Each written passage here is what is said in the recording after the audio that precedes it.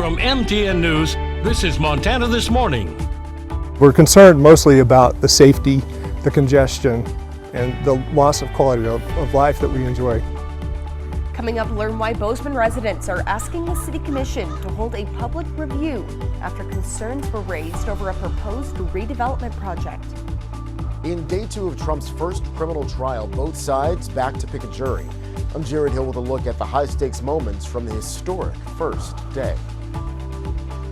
And at 6:08, we're going to meet with a local woman diagnosed with multiple sclerosis who has become a leading advocate for awareness.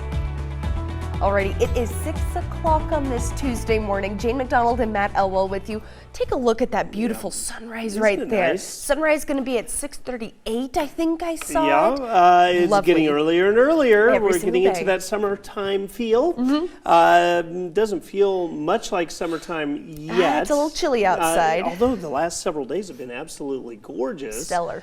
Today we transition to slightly cooler weather, and by tonight, good chance that much of the area is dealing with at least some snow in parts of the area. Early morning temperatures cool. You'll probably want that coat or at least a heavier jacket on the way out the door. Right around the freezing mark for most of us this morning.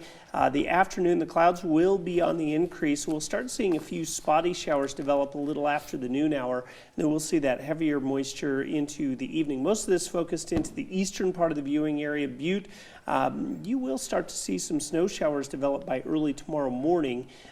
Don't know that we're going to see a ton of accumulating snowfall, but it will feel very spring-like. At least Montana spring. Daytime highs into the 50s, often on showers. Some of those could be heavier in the Bozeman area, mainly cloud cover for the day in Butte. I'm going to break down your forecast, take a look at numbers. That's all coming up in just a few minutes. All right, thank you very much, Matt. Well, tonight, the Bozeman City Commission will vote to take control of approving a controversial affordable housing project. The action comes after residents voiced concern about handing approval over to city employees. Our Edgar Cedillo has the latest on that proposal. We're concerned mostly about the safety, the congestion, and the loss of quality of life that we enjoy. Scott Boyd has lived in Bozeman's Midtown district for over a decade, but he and neighbors want City Commission to do a public review of the Guthrie development on North 5th Avenue and Villard Street. Two things. We want them to modify the building as it's proposed. It's too much. It's asking too much for too few people for limited benefit. But we also want them to revisit the affordable housing ordinance that they passed. Mayor Terry Cunningham says that after several residents voiced their concerns, they decided to vote on whether or not the City Commission should conduct the site plan review. A number of area residents expressed a desire for the commission to do so.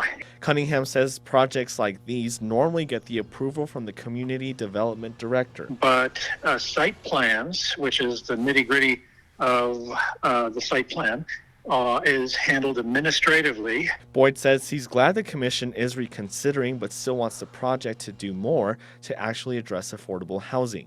The community can provide input and they can craft legislation that does address affordable housing. Unfortunately, what they've drafted doesn't do that. The City Commission will vote to decide on whether or not to reconsider the project. If they vote yes, they will still need to address the project at a later date. In Bozeman, Edgar Cedillo, MTN News. And on the national scene, jury selection is expected to resume today in the Manhattan criminal trial of former President Donald Trump. Those in the courtroom yesterday say the 77-year-old Trump appeared irritated at times.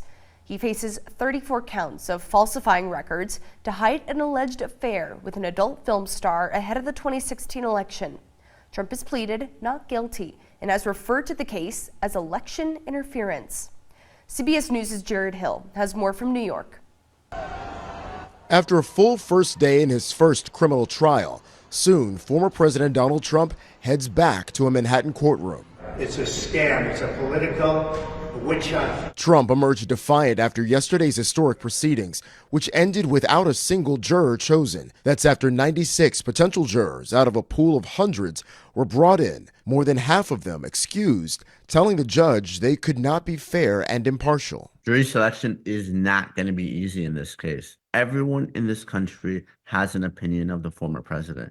Some think he's a criminal and an insurrectionist. Others think he's a hero who's being treated unfairly. Trump is accused of falsifying business records to hide payments former fixer Michael Cohen made to adult film star Stormy Daniels. Prosecutors say Trump directed the payments to cover up an alleged past affair with Daniels ahead of the 2016 presidential election. Trump has denied the affair and the charges. This is a persecution like never before. Yesterday, prosecutors asked the judge to hold Trump in contempt for violating a gag order over recent social media posts bashing Cohen and Daniels, both likely witnesses. A hearing is scheduled for next week. Trump has publicly said he'd like to testify in the trial, but it's unclear if his legal team will call on him to do so. Jared Hill, CBS News, New York. And yesterday, former President Trump also bashed the presiding judge after the judge denied his request to attend a U.S. Supreme Court hearing next week regarding his claims of immunity over the January 6th insurrection. Under New York law, Trump is required to attend every day of the criminal trial, which is expected to last up to 8 weeks. Now back in some Treasure State headlines, 2 constitutional initiatives are currently being campaigned for signature collections in Montana. MTN's Owen Skornik-Hayes has the latest. This coming November for the general election, Montana Expo Park will play host as the primary location for ballot drops, and citizens around the state of Montana are learning about 2 constitutional initiatives which may very well appear on those ballots given that they receive enough petitions. Constitutional Initiatives 126 and 127 are currently being campaigned for signature collection by Montanans for election reform. This comes after approval from the Montana Supreme Court. Education efforts are beginning around the state, like this one in Shoto.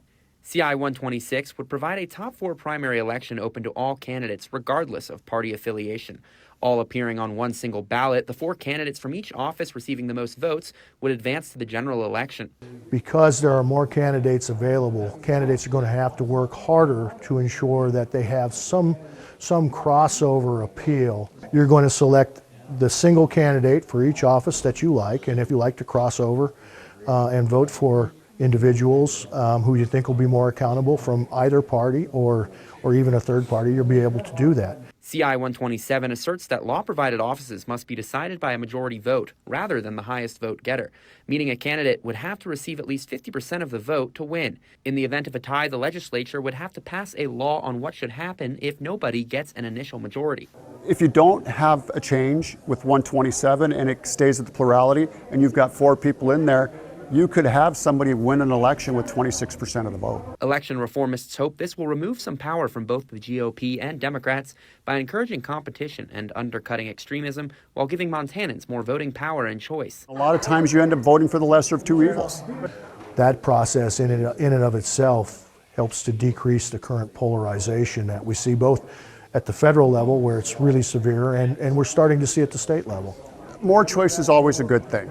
Not all are for the change. Chairman of the Montana GOP party, Don Kaltschmidt, recently went on record slamming CI 126, calling it an instant runoff voting scheme which would cause confusion and disenfranchise Montana voters. The initiatives require at least 60,359 signatures to appear on this November's ballot.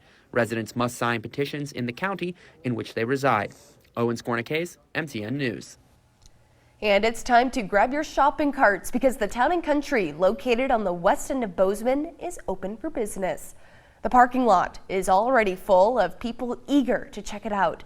The 38,000 square foot grocery store located north of Huffine and south of Fallon Street. Around this time last year, Town & Country President Travis Franson said the new store would provide new opportunities and much needed room to grow. But he said parting with the old Town & Country's longest serving location was bittersweet. The Town & Country off of North 19th Avenue closed down to make way for the new store in late March. That store served the community since 1971, back before 19th was even a street. Molly called me the afternoon that the old store closed. I was at work and she was crying. That's where we did the bulk of our shopping. What is y'all's initial reaction to this new shiny Town & Country? It's crazy. Yeah, it's so different. I'm excited for the employees to have a new place to work and a nice store.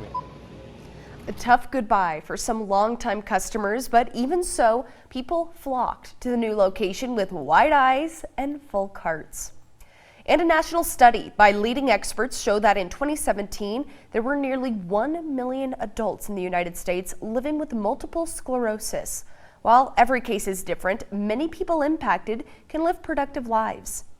MTN's Tim McGonigal talked with a woman diagnosed nearly a decade ago who has become a leading advocate for awareness. For most of us, walking is something that we take for granted, but for someone living with multiple sclerosis, it's a simple act that can be painful. Walk MS events are one way in which advocates, including one Montana woman, are raising awareness. I'm going to talk to you a little bit about what MS is. At first glance, you wouldn't know Dawn Sexton has multiple sclerosis. I still snowboard, I still paddleboard, golf, all the things, and I am still working full time. The Touro College Clinical Education Director and MS advocate first noticed her symptoms in 2015. And I actually lost mobility in my whole upper half, so my arms, my hands, I couldn't feel my torso. She said she couldn't think clearly, and it took about 9 months to finally get diagnosed. Because it is such a tricky disease to kind of pinpoint, if you will. MS occurs when the nervous system attacks the immune system. Think of a wire with that plastic coating on your, and that's like your nerves, right? That coating is what we call myelin, and think of that getting stripped on that wire. There was no history in Dawn's family of what is commonly referred to as a snowflake disease. You know, no two cases are really alike. We all have different, we all have different symptoms. More severe cases can lead to blindness and paralysis. The most common symptoms are fatigue, numbness, and vision issues. Most people are diagnosed between the ages of 20 and 50. It's more likely to happen in women, and it's more prevalent in northern regions. Dawn's advocacy began as a volunteer in Washington State. Her passion for helping others continued after moving to Montana, and the MS Society took notice. I actually interviewed, they flew me out to D.C. Like a month later, and I now am the district activist leader for the state of Montana. Through yearly trips to Washington, D.C., she updates lawmakers and fights for funding, efforts that have recently paid off in the form of more money from the Department of Defense-funded MS research project. So $20 million, it's the only federal stream of funding for MS research. And she continues to be a voice at home, recently raising awareness at a Touro College health fair and promoting an upcoming Walk MS event at West Bank Park in Great Falls on May 11th. It will be our second one since before the pandemic, and it is volunteer ran, but we have a great turnout, and the MS Society will actually be there this year, which I think will make it a lot of fun too. There's no cure for MS, but Dawn is optimistic one day there will be.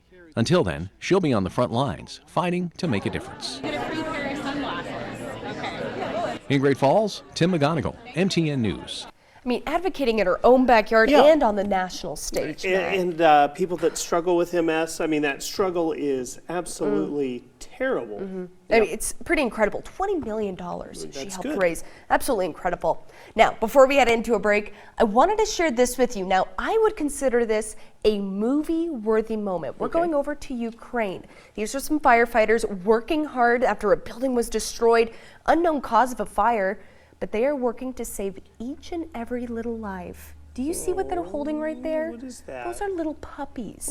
You can see Mom Look how kind of cute. in the background there pacing a little bit. I thought that was like a police dog, but no, that's Mom. Huh? Mama was a little concerned, rightfully so, for her little babies over there, but these firefighters, they worked delicately, very patiently to make sure that they were able to save as many as possible. Look at that. They're so small too. I mean, so small, so fragile too. I mean, and talk about patience and determination, right? You would have to work that job. It's absolutely amazing. This is Ukraine's emergency services. They released this on Friday. Again, the cause of the fire or the destruction of the building, not yet known.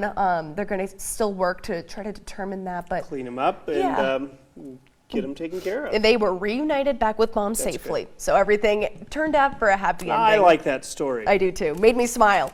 Now, we're going to take a short break here in Montana this morning, but when we come back, the upcoming closures of 2 mills are creating economic concerns here in Montana. But there's another concern at play, the health and safety for ourselves and for our forests. We're going to delve deeper into that issue when we come back.